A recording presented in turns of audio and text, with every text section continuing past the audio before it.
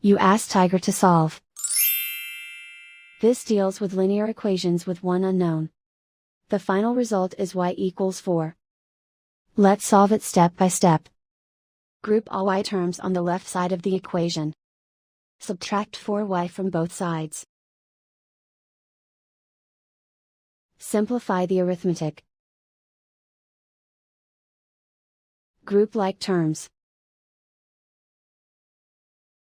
Simplify the arithmetic. Isolate the y. Divide both sides by 9. Simplify the fraction. Find the greatest common factor of the numerator and denominator. Factor out and cancel the greatest common factor. And so the final result is y equals 4.